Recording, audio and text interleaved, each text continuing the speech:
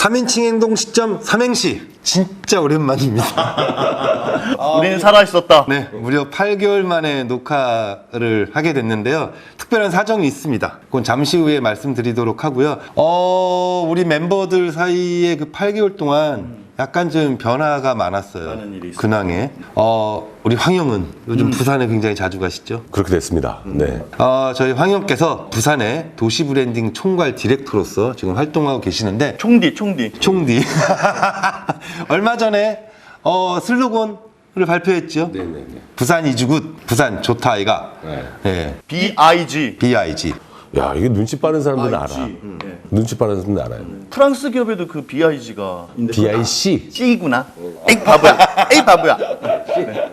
부산 이주굿 어떤 취지로 그렇게 선정하게 됐는지 좀 말씀 좀 해주시죠. 우선 이제 슬로건만 그 최종 4만을 가지고 시민들 선호도 투표를 했고요.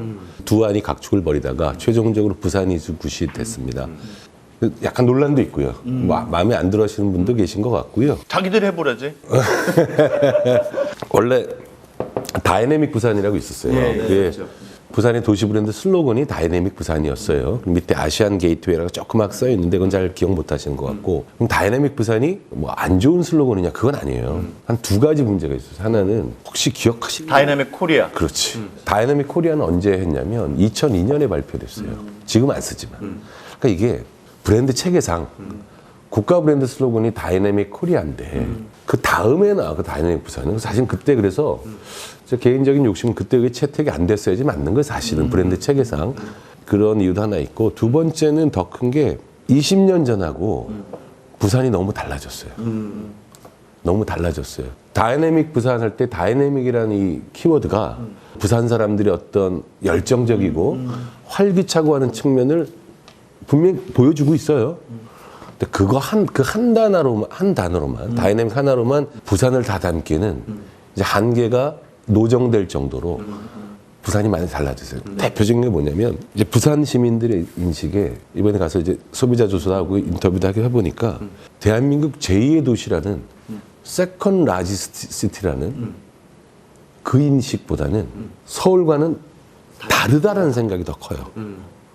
그러니까 왜 세컨 라지스트 시티라고 그러면 두 번째로 크다는 얘기는 첫 번째가 아니란 얘기예요. 그럼 서울에 대해서 가지는 그 알게 모르게 가지는 그런 뭐 조금은 안 좋은 열패감 같은 게 있는 거거든요. 근데 그렇지 않아요, 이제.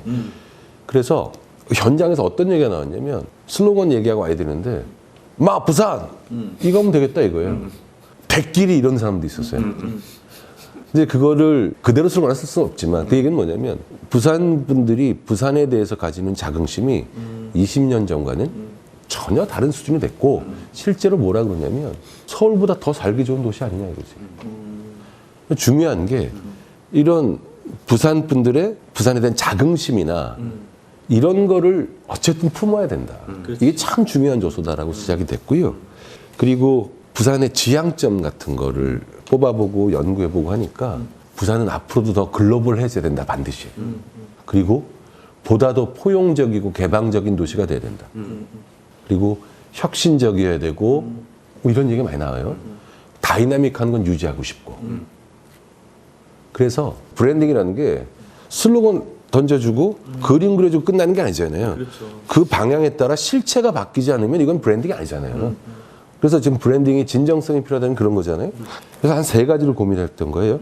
이런 도시가 됐을 때 그러면 사람들이 어떤 반응을 할 거냐.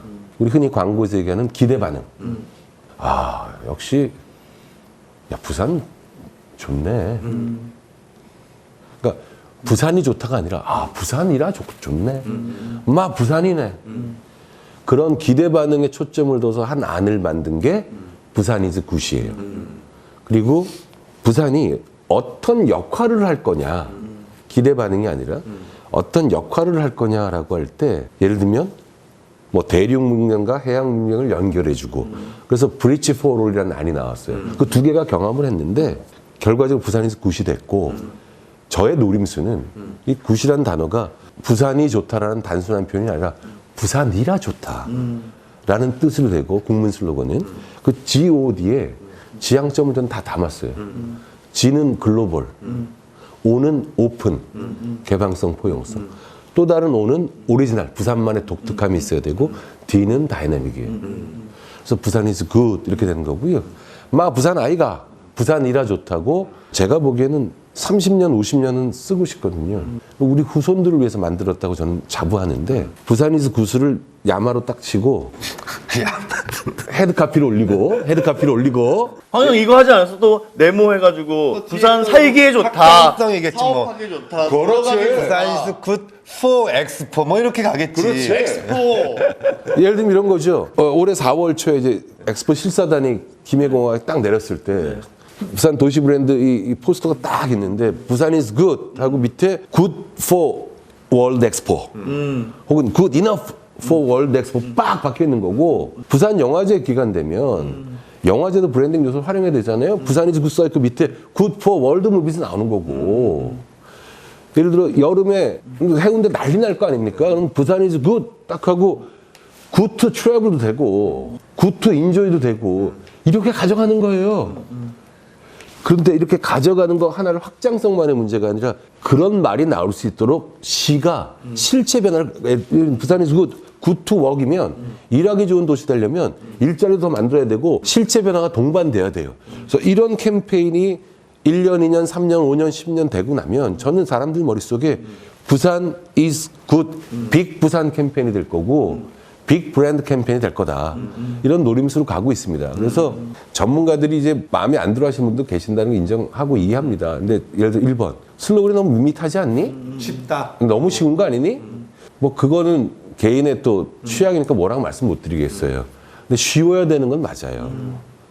브랜드 슬로건은 전문가를 위한 게 아니에요. 두 번째 뭐 왜 영어로 했니? 아 이거 그런 얘기 좀 하지 맙시다 촌스럽게. 부산이라 좋다는 공문 슬로건이 있고요. 부산의 도시 브랜딩이 타깃이 글로벌이지 어떻게 그러면 영어권에 있지 않은 사람도 알아들을 영어를 써야 되는 거예요. 부산인지 구신 거예요. 세 번째 제가 조금 뭐 이런 말씀드리면 건방진데 원래 그러세요. 원래 건방지죠. 3%밖에 안 되는 ENTP인데 우리는. 제가 조금 마음 상할 때가 언제냐면